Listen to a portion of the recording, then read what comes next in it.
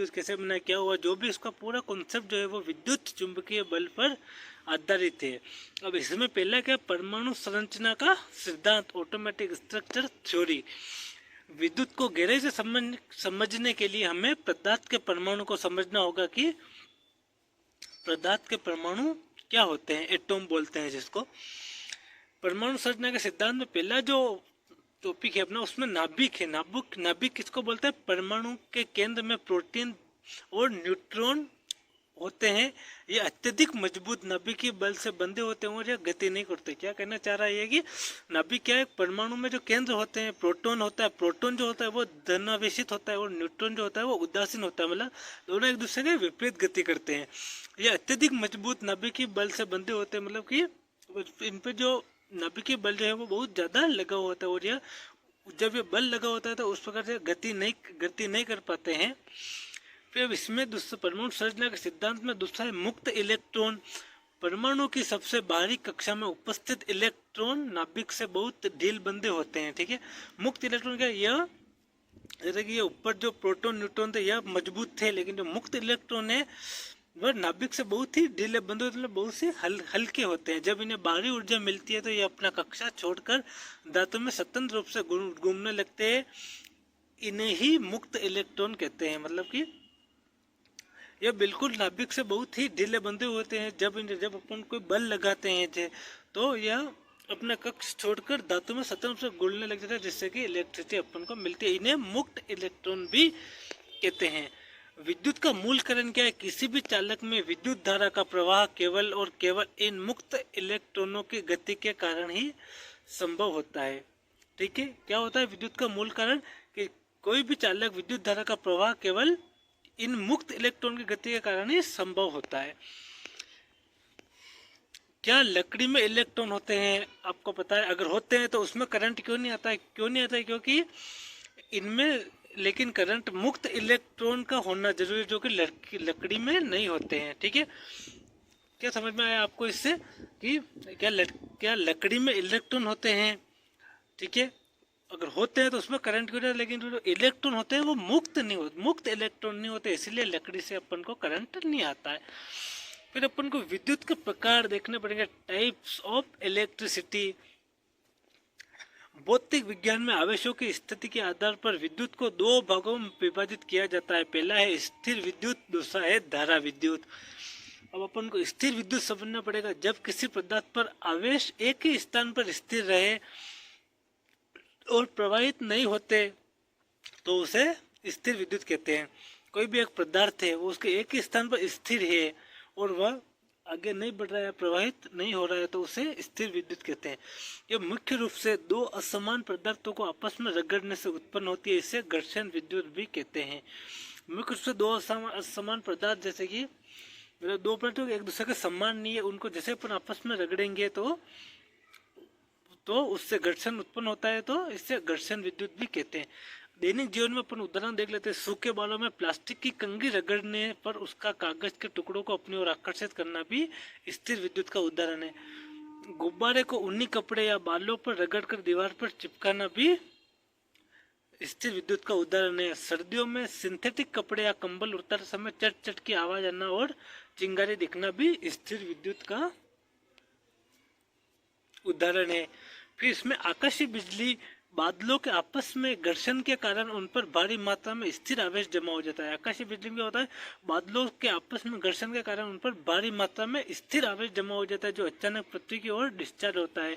अपन देखते हैं आसमान से जब आकाश में जब एकदम वो बिजली गिरती है, किसी के ऊपर नीचे गिरती है, आवाज आती है आपको, तो वो बिजली क्यों गिरती है, क्योंकि वो भारी मात्रा में वहाँ पे स्थिर में आवेश जमा हो जाता है। फिर उसको रिलीज होने के लिए कोई न कोई जगह तो चाहिए होगी, तो वो सीधे आसमान से नीचे की ओर गिरती है, पृथ्वी की ओर डिस्चार्ज होती है। दूसरा जो प्रकार है वो है धारा विद्युत का। जब आवेश इलेक्ट्रॉन किसी निश्चित दिशा में एक बंद परिपथ के माध्यम से लगातार प्रवाहित होते हैं तो उसे धारा विद्युत कहते हैं। क्या समझे धारा विद्युत से आप, जब आवेश किसी निश्चित दिशा में, मतलब कि वो एक ही दिशा में जा रहा है, निश्चित दिशा है उसकी, वो उसी दिशा में जाएगा और एक बंद परिपथ के माध्यम से लगातार उसको पता नहीं आगे कहाँ जाना है, लेकिन एक निश्चित दिशा में उसको जाना है, तो उसे धारा विद्युत कहते हैं। उपयोग है, हमारे घरों में चलने वाले सभी उपकरण जैसे पंखा, बल्ब, टीवी, फ्रिज और मोबाइल चार्जर इसी सिद्धांत पर काम करते हैं। किस सिद्धांत पर? धारा विद्युत सिद्धांत पर।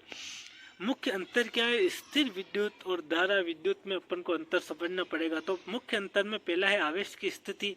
स्थिर विद्युत जो वो एक स्थान पर स्थिर रहता है, और धारा विद्युत है जो लगातार गतिशील, यानी कि वो कंटिन्यू गति करता रहता है। दूसरा मुख्य अंतर है उत्पत्ति का कारण। इसमें यह घर्षण और प्रेरण कहलाता है, और धारा विद्युत में रासायनिक क्रिया बैटरी या जनरेटर द्वारा यह होता है। फिर आता है व्यवसायिक उपयोग सीमित, जैसे जेरोक्स मशीन, स्प्रे पेंटिंग में स्थिर विद्युत का यूज किया जाता है, और धारा विद्युत का असीमित घरेलू और उद्योगकरण उपकरण में पंखा, टीवी, चार्जर आदि में इसका उपयोग किया जाता है। जेरोक्स यानी फोटोकॉपी की मशीन स्थिर विद्युत चार्ज के सिद्धांत पर ही काले पाउडर को कागज पर चिपकाती है। ये एक बेहतरीन एग्जाम पॉइंट है क्या, कि जो फोटोकॉपी की जो मशीन होती है वो स्थिर विद्युत के सिद्धांत पर काम करती है, और सिद्धांत पर काम करते ही काले पाउडर को कागज पर चिपकाती है। यह एक बेहतरीन एग्जाम पॉइंट है, आप याद रखिएगा, एग्जाम में आ सकता है। फिर तीसरा अपना टॉपिक है विद्युत आवेश और कूलॉम का नियम। विद्युत आवेश का इलेक्ट्रिक चार्ज अपन क्यू से दर्शाते हैं इसको। आवेश पदार्थ का वह मूल गुण है जिसके कारण वह विद्युत तथा चुंबकीय प्रभावों को उत्पन्न करता है या उनका अनुभव करता है। आवेश पदार्थ का मूल गुण क्या है कि विद्युत और चुंबकीय प्रभावों को उत्पन्न करता है और उनका अनुभव भी करता है। प्रकार क्या है? बेंजामिन फ्रैंकलिन ने आवेशों को दो भागों में बांटा था। पहला था धनात्मक प्लस प्रोटॉन, दूसरा ऋणात्मक माइनस इलेक्ट्रॉन। आवेश का मूल नियम क्या है? समान आवेश एक दूसरे को प्रतिकर्षित करते हैं तथा विपरीत आवेश एक दूसरे को आकर्षित करते हैं। ये आवेश का मूल नियम कहलाता है। ठीक है, ऐसे का मात्रक क्या है? कूलम्ब है C।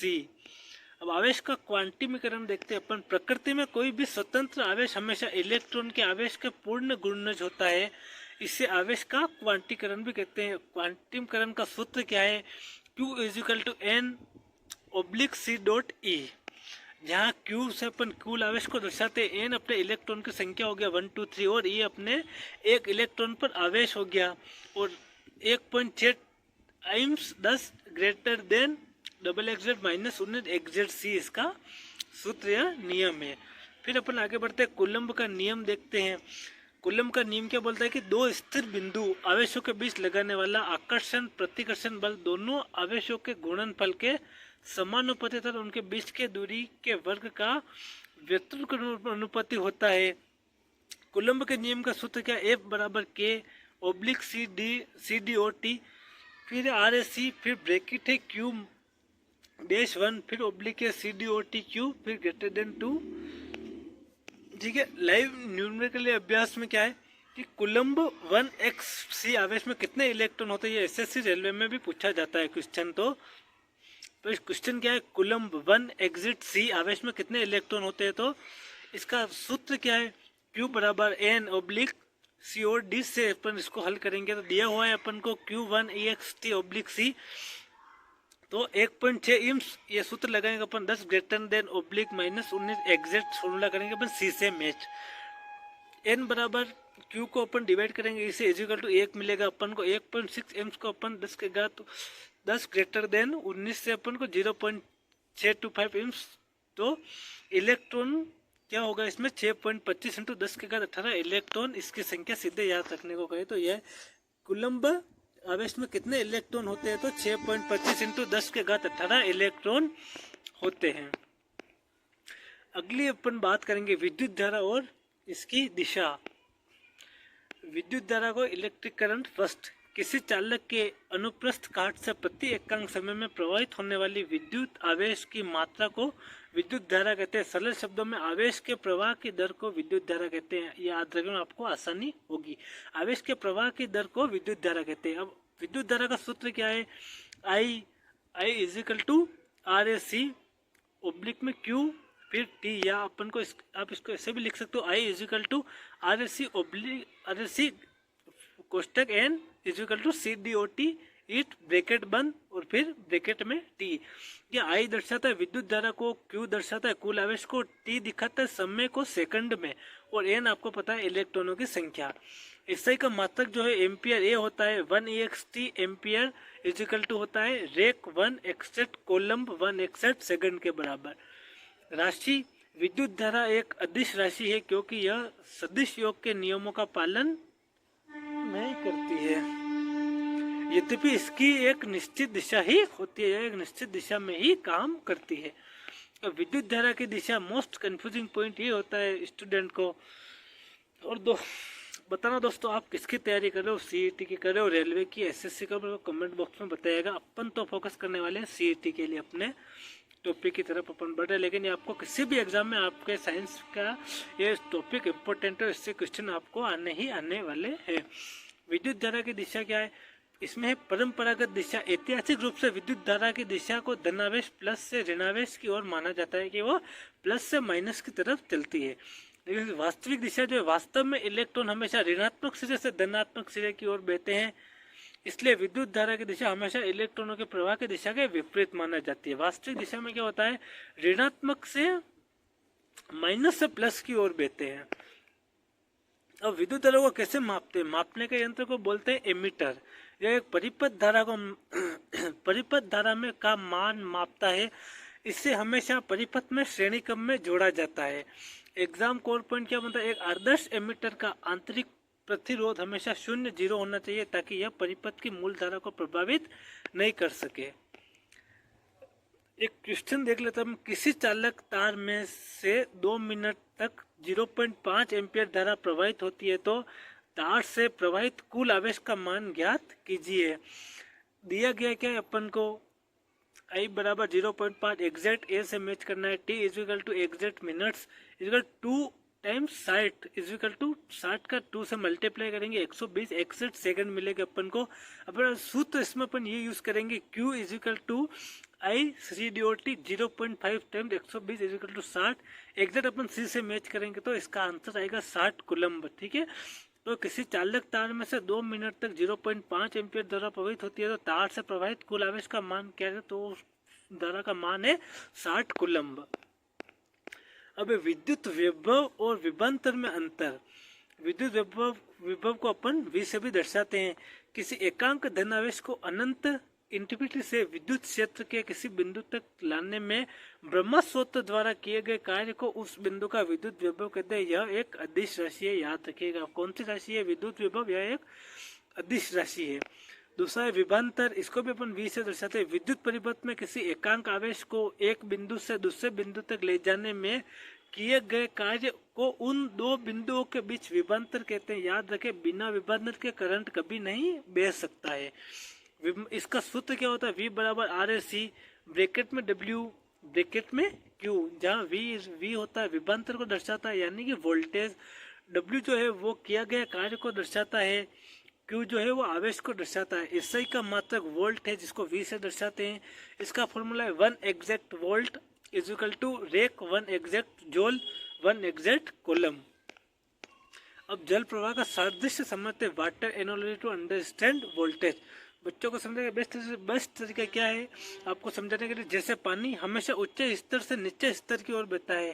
जैसे आपने कहीं झरना देखा हो तो पानी, कभी आपने देखा है कि पानी नीचे से ऊपर की तरफ जा रहा है, वो पानी ऊपर से ही नीचे की तरफ आता है तो बहता है। ठीक उसी प्रकार विद्युत धारा हमेशा उच्च विभव से निम्न विभव की ओर बहती है, यानी कि प्लस से माइनस की तरफ बहती है।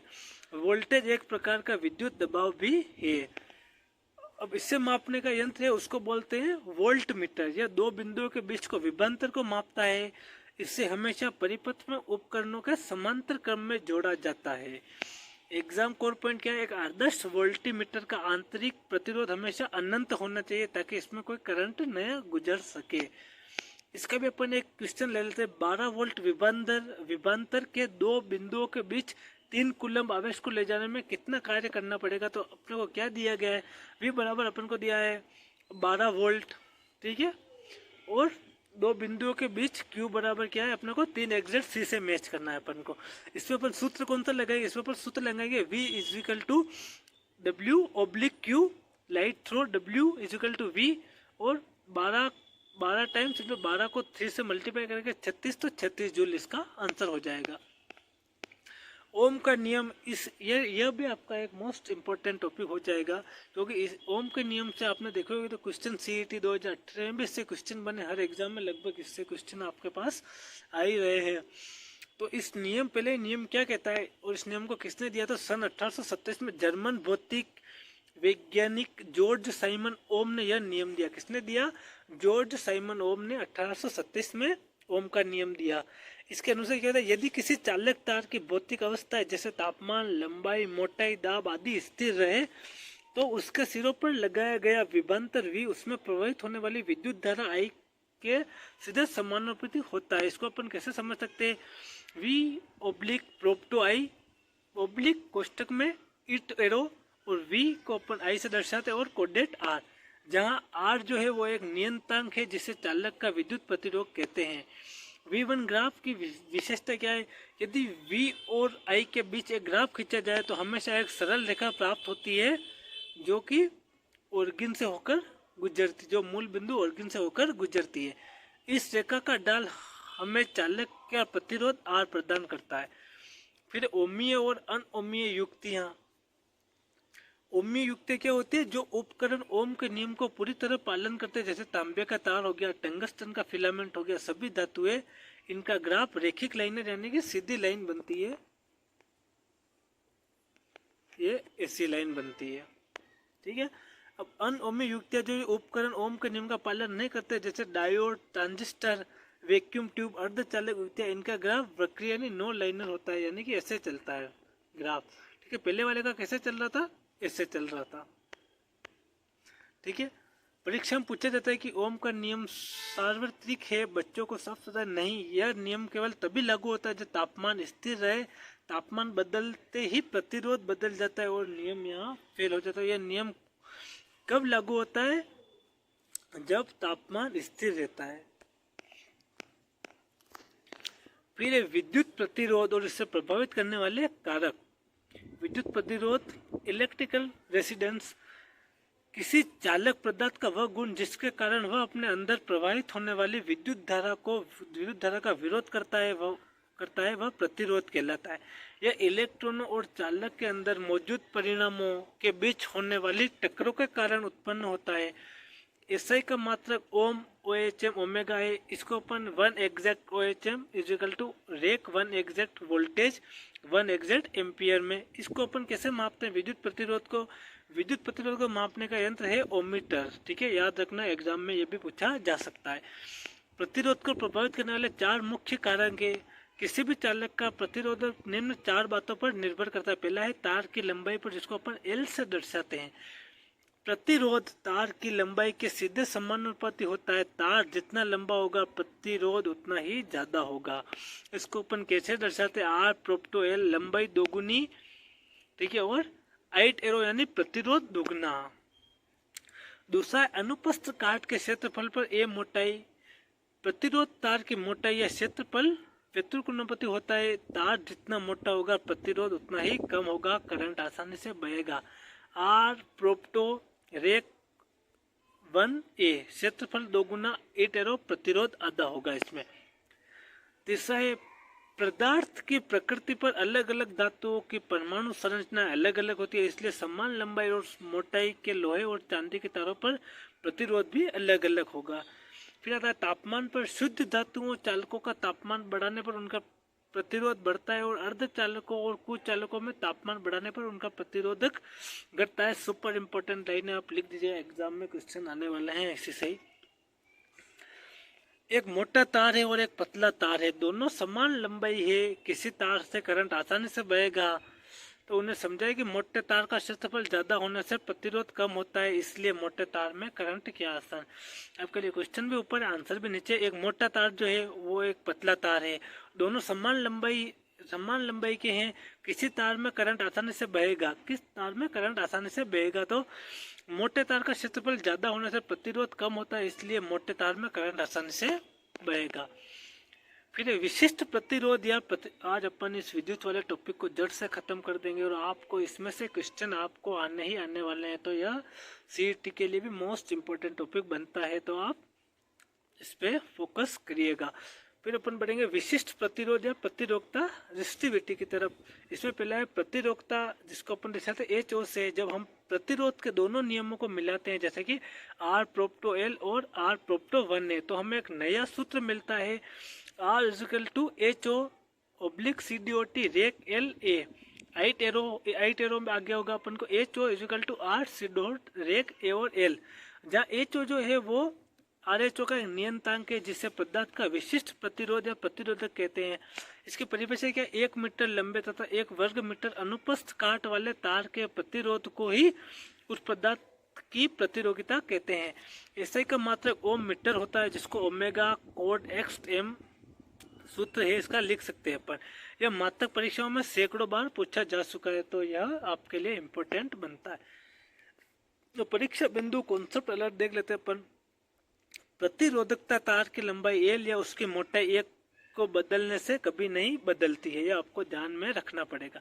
यह केवल पदार्थ की प्रकृति और तापमान पर ही निर्भर करती है। यदि एक तांबे के तार को खींचकर उसकी लंबाई दोगुनी कर दी जाए तो उसका प्रतिरोध आर में बदल जाएगा, क्योंकि उसकी लंबाई जो है वो 2 गुना यानी कि 4 गुना हो जाएगी। लेकिन उसकी प्रतिरोगिता एच अपरिवर्तित रहेगी, क्योंकि पदार्थ में अभी भी तांबा है। पदार्थ की श्रेणी, फिर अपन प्रतियोगिता दर का स्तर देखेंगे और उदाहरण भी देखेंगे। पदार्थ की श्रेणी में पहला है अच्छे चालक जैसे चांदी और तांबा। यह प्रतिरोधकता स्तर दर इसमें अत्यंत कम होता है, 10 ग्रेटर देन -8 यानी से 10 8 से 10 6 तक होता है। करंट बहुत आसानी से इनमें प्रवाहित हो जाता है। फिर आता है मिश्र धातु जिसको निकोरम या मैग्नीन बोलते हैं। यह मध्यम चालकों से अधिक होता है।